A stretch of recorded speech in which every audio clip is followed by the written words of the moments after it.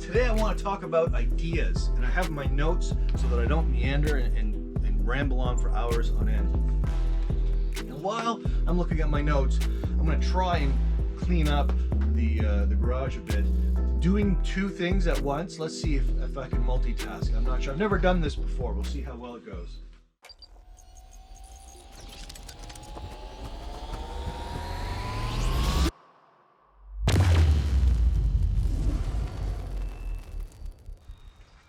So I've titled this Ideas and How Not to Be a Jerk. Ideas and How Not to Be a Jerk. Okay. Nobody wants to be a jerk, but isn't it fascinating how many people are jerks? On a daily basis, well, not in the middle of a global pandemic, which is what we're in right now, but usually when I'm driving on the highway. I work in one of the busiest cities in the country, and when I drive to work, they're just jerks all over on the highway. Jerks everywhere that don't think about other people, that don't for a moment imagine that there might be children in another car, and they're weaving in traffic going super fast, all these different things. You know, you've been on the roads, forget the highways, they're just jerks all over. What's the deal with that? Why don't jerks know they're jerks? Okay, to answer that, I want to talk about ideas. My argument, my belief, is that one of the greatest things that you and I have is the ability, to question. To question. However, not all of us question very well. Some of us find it very hard to question.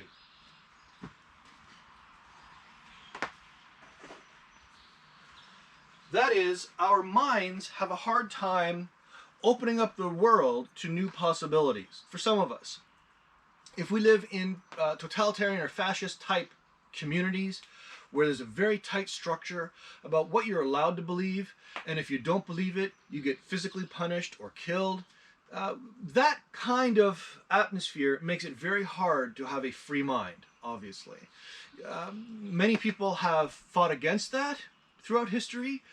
Many people have been revolutionary in the context of a history in which kings and queens ruled, right? We get the French Revolution. Right? So people marshal together in that context. But for the most part, by and large, when we live in a very heavy top-down world where we're told every day just by practicing it, just by watching YouTube, just by turning on the TV, social media in general, we're told a message, we're told a narrative, that this is how the world works, this is how the world is. We're told how patriotism works and what justice is over and over again. Just by being in that, it shapes our ideas of right and wrong.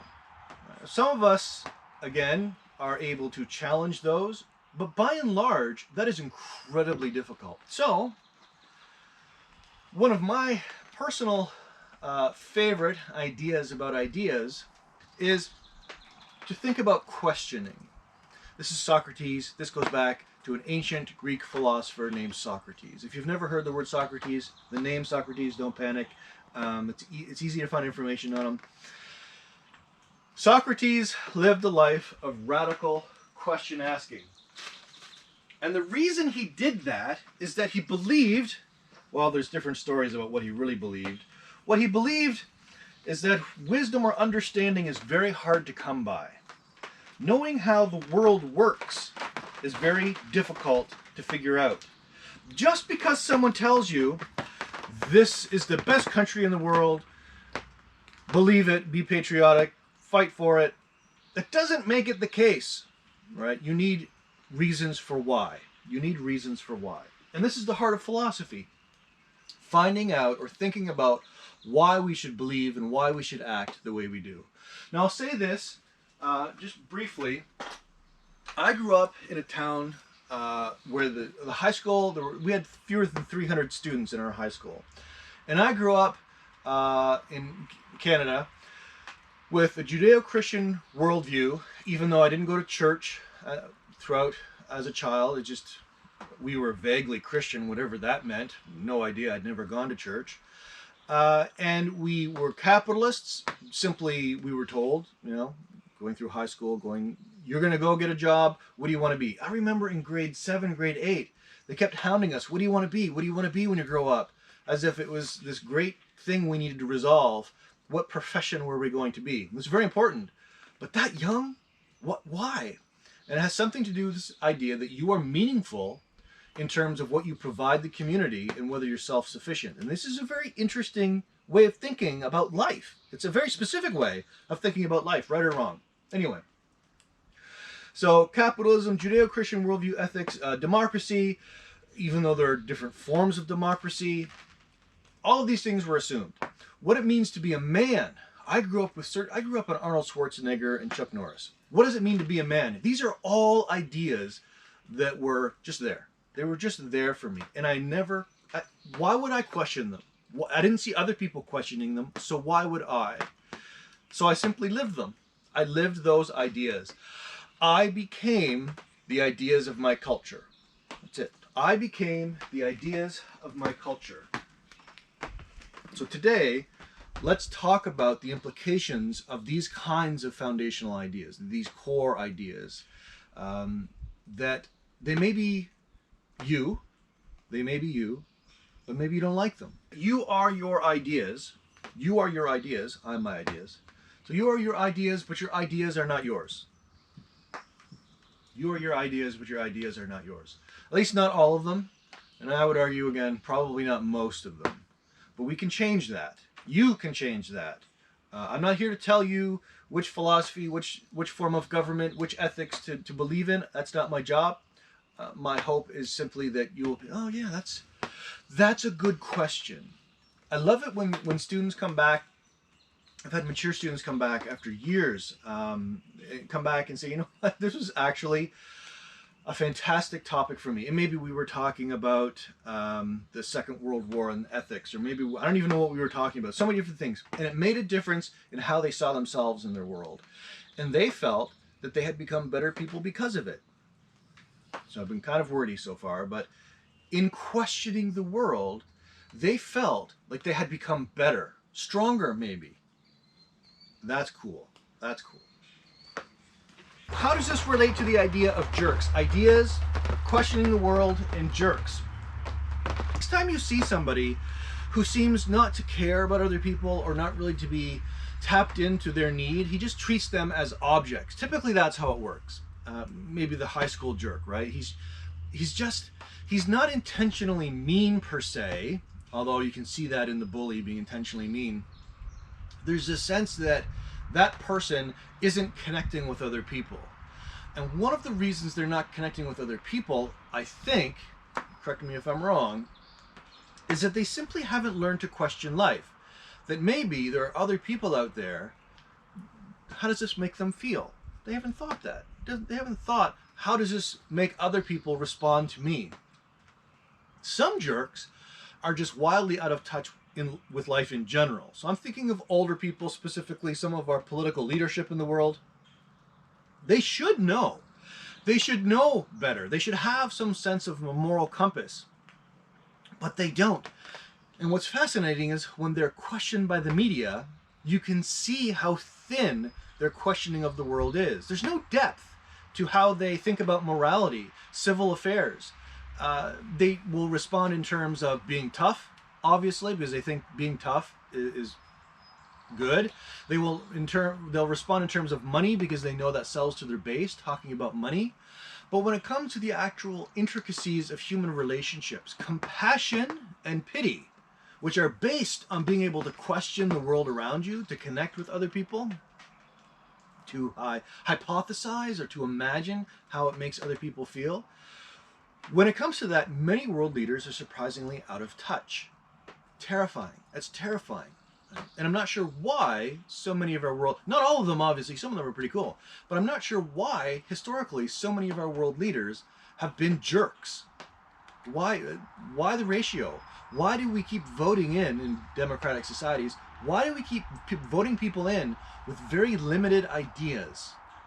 Not just education, not just that they haven't gone to university or something like that. It's not what I'm saying. I'm saying they really legitimately haven't questioned life enough to realize that other people have feelings, and being nasty and mean and cruel is not a good thing. The kind of stuff that most of us would have gotten in kindergarten, grade 1, grade 2, primary school stuff. Why? It's interesting. Probably because their dominant ideas are keeping them captive and less free. Their dominant ideas about right and wrong are keeping them captive and are not allowing them to relate in a healthier way. I know it sounds very abstract. I apologize. This will make more sense in just a minute. It'll make more sense as I release more videos, I hope, regarding how people have learned to see the questionability of certain issues and why they're so important. So what if I'm a jerk? My hope is that philosophy can help with that. If you're a jerk, hopefully philosophy can help you. I hope it's helped me. Actually, having children has helped me the most to be less and less of a jerk. I'm sure I'm still a jerk, but I'm less of a jerk, I hope. Because in having children, I've learned, I've been maybe reminded about the vulnerability of people. We don't have it figured out. We don't. Anybody who tells you they have it figured out, again, doesn't have that sense of questionability. If they think they know, and this is the way it is, and if you don't follow me, you're crazy, that's not a sign of strength of leadership. That's a sign of mediocrity, right? That they think they know. You've heard the phrase before, the more I learn, the less I know. What does that mean? The more I learn, the less I know. This is a beautiful thing. It's a beautiful thing to realize that every day you learn more. You can read every book on the planet. And when you're done reading every book on the planet, every Wikipedia entry, read every single one of them. What you should feel after you've done that is not greater control, not greater strength over the universe. You should feel greater vulnerability that the universe, the world, people, they're so much bigger than you thought. There's so much more. The complexities are manifold. And with that complexity, which comes from questioning our ideas, our foundational ideas, comes humility. Hopefully, humility. Good luck being a jerk when you've been humbled like that. Good luck being a jerk when you've been humbled like that. Children, we expect it of them. Children are supposed to be jerks, right? Be cool with kids. They're supposed to be jerks. They don't know any different. So one of the first Star Wars that I remember seeing as a child, we have this whole idea of Luke Skywalker going to see Yoda, and he shows up on this strange swampy planet. Well, evidently my family and I have bought part of that strange swampy planet. Check this out. This is cool. If you look closely, you'll see vines going up through the trees. I don't know how closely you can see them down here, but they're at least 4 inches thick, and they weave all around everywhere. So I brought you here to the swamp planet with Yoda to talk about the Enlightenment. You may have heard the term Enlightenment before. The Enlightenment means a lot of different things to a lot of different people, but it's basically a movement that said we need to think differently. We need to think differently. We need to have different ideas. And people became really suspicious about just blindly following tradition, blindly following authority, religion, people in power. You get to the point where you're like, why am I listening to people in power? So this question, 17th, 18th century, what is the Enlightenment? People found it hard to answer. What does it mean to be enlightened? What should that look like? What should people be doing that's different? And Immanuel Kant tried to answer it. And he answered it in a really interesting way. Dare to be wise. Dare to be wise. So yeah, basically use your own understanding. Use your own understanding. Don't be afraid, which is very difficult because we can often be afraid of using our ideas. But don't be afraid to question and to think for yourselves. You could do it. When you look around the world today, you see great herd mentality. We as a species love following after certain charismatic leaders. We do this. We've done this from the beginning. And Kant is saying, listen, you got to be careful, because people who say they have your best interests at heart might not. They might not have your best interests at heart. In fact, they might be controlling and using you for things like money, political power, you name it. And it's time for us to reclaim our own thinking. So this is the Enlightenment now. You may be familiar with other idea movements, other changes in how people think about ideas, how we think about thinking. You may be familiar with modernity and postmodernity. These are two ways. We're said to be now in a postmodern age. Not sure what that means, but there are some options there. In other words, as a species, we've had different ways of thinking about thinking. One of the most powerful and original was this Enlightenment period that said, maybe we should start thinking for ourselves. Specifically, we should start using reason. There are a lot of ways using reason can go off the rails.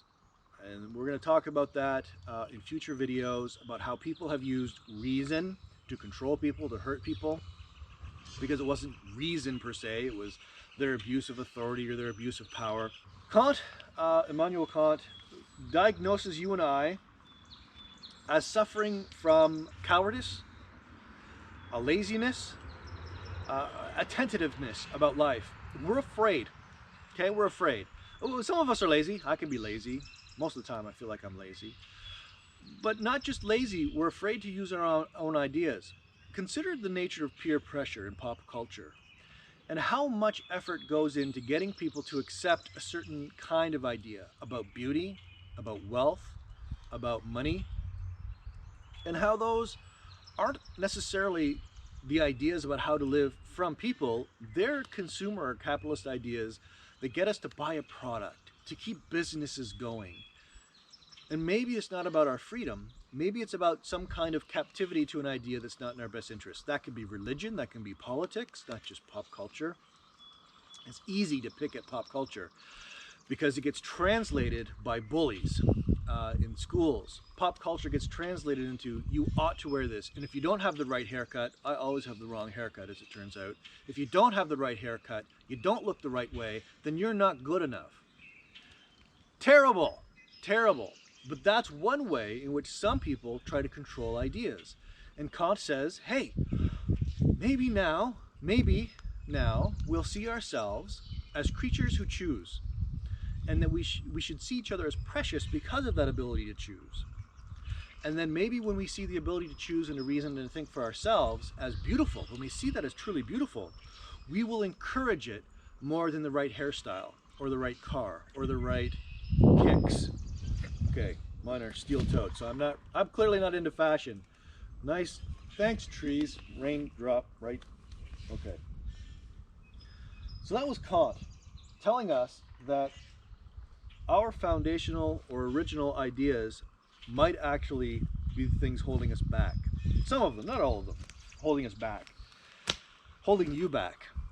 Your freedom in life being compromised because of ideas that are not yours. So you want to be free? You need to learn to think. Specifically, you need to learn to question. So if Kant is saying, and we don't have to agree with him, but if Kant is saying, you need to learn to think for yourselves, he's not saying, therefore dismiss experts. Therefore dismiss people, all people in authority. Because some people may have some really good ideas, right? But we need to be suspicious when, in the case of COVID-19, world leaders routinely failed to listen to experts because they were the authority, right? They've been elected into office. They're the people with the power. Oh, the scientists are saying this and the scientists are saying that. It was almost like the world leaders were simply unaccustomed to going out of their way to listen to other people, to question. And so, the famous examples of Trump, they knew early January. They knew early January. The whole world did. Our Trudeau even, a slow response to listen, to question their own biases that said it was just like the flu. It's just like the flu, don't worry about it. It'll go away in April. You needed to be questioning yourself a lot more if that was your take on this. Now, in all fairness, it's not like a world pandemic comes around every day. But this does challenge our notion that some people cannot hear new ideas because their own ideas are so firmly entrenched that it takes a battery from the outside to get them to change their point of view. I know because I'm like that on certain topics. If you want me to change my opinion on the best sci-fi films, you're going to have to really work at it, like really hard. You have to be ruthless to get me to change my view. And Kant is saying we shouldn't be like that. As a species, it's not healthy to be that rigid. So, what ideas are holding you back from the world? What prejudices or biases are keeping you from experiencing richness and diversity of the world around you.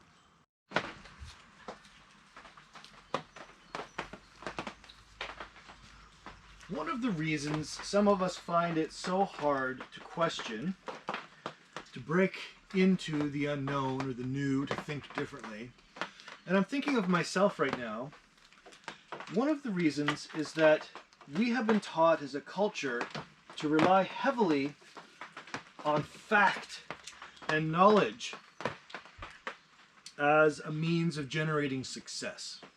So consider all of your high school or primary school grade exams. There's this sense that the foundational or basic literacy, reading, writing, arithmetic, needs to happen in this knowledge-based environment. So things that you can find in a textbook, facts, codified on paper. And that's largely true, right? We want the young to learn to know geography and history and why rain makes so much noise.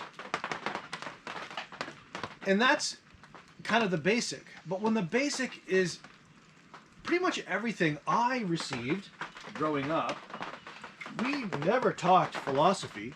I didn't hear the word philosophy until I was applying for university, to go to university.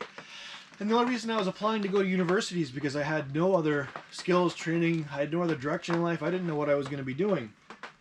And I saw this thing called philosophy that said an interdisciplinary, so widespread, open-ended field of questioning the meaning of life, questioning right and wrong, good and bad, politics, religion, everything. And I saw that, that's fascinating.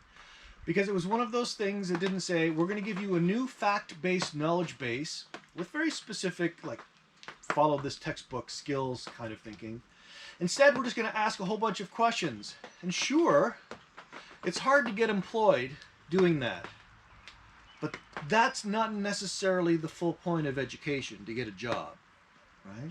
You want to become a thinker. You want to become somebody who's able to live the world, to manage themselves in the world.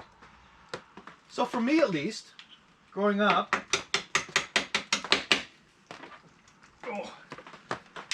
I didn't get that kind of education. Ideas, for me, were always a fact of the matter. When at university, I'm so glad I went to university. It's my family now. They want to come and interrupt. So glad I went to university to realize that there's a different way of being, a different way of thinking. And it doesn't have to be about having facts all the time. Some people are natural born questioners. They're questioning the facts around them. Children are natural scientists. You may have heard that phrase. But what does it mean when, as teenagers, that natural curiosity becomes stifled? Again, just speaking of my own personal experience, when I was in school, our preoccupation with thinking about animals and creatures, that lasted up to about grade 7, grade 8. By the time I got into high school, almost everybody became preoccupied with fitting in, not feeling ostracized, so having the right hairstyle, the right hair color. We did coloring back then. I don't know if coloring's a big deal anymore. The right music, the right shoes, I remember fluorescent stuff being really popular at one point, and I got sucked into that. And some of the photos I look back right now, well, okay, so I'm wearing fluorescent right now. That's not a good example. That's a terrible example. But you get the idea.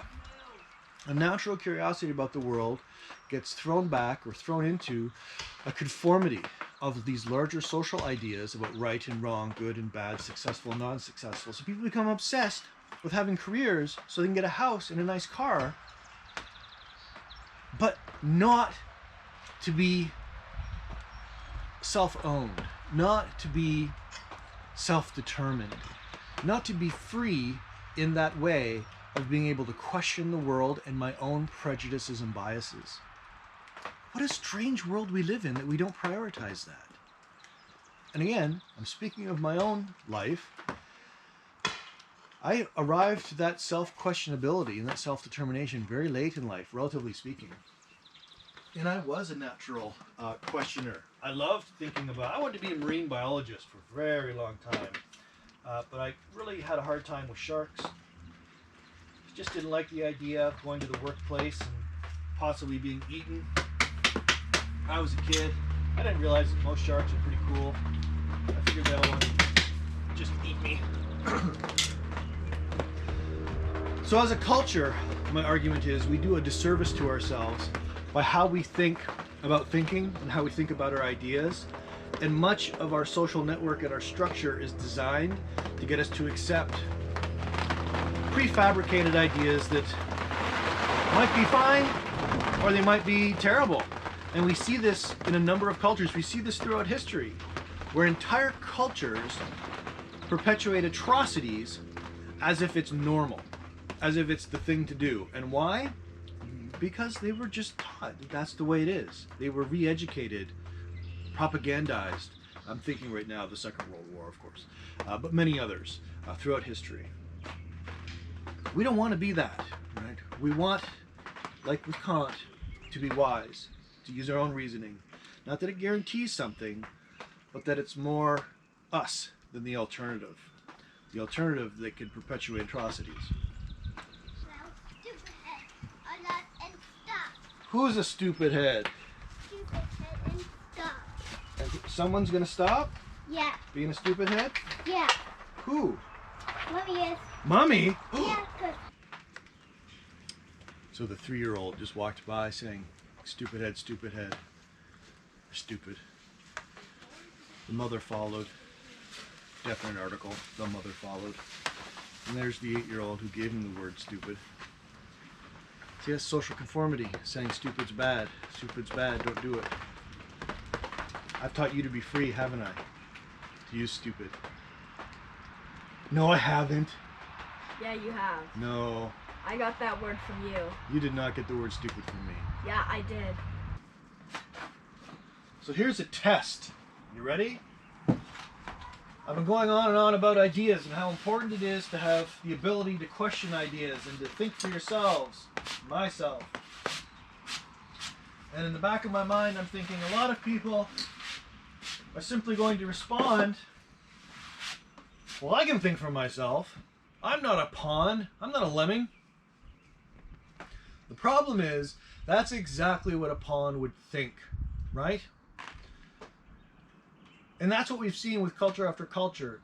These atrocities perpetuated in the name of patriotism, atrocities perpetuated in the name of God. They'd be just terrible, terrible things where those people who do them genuinely think they're good.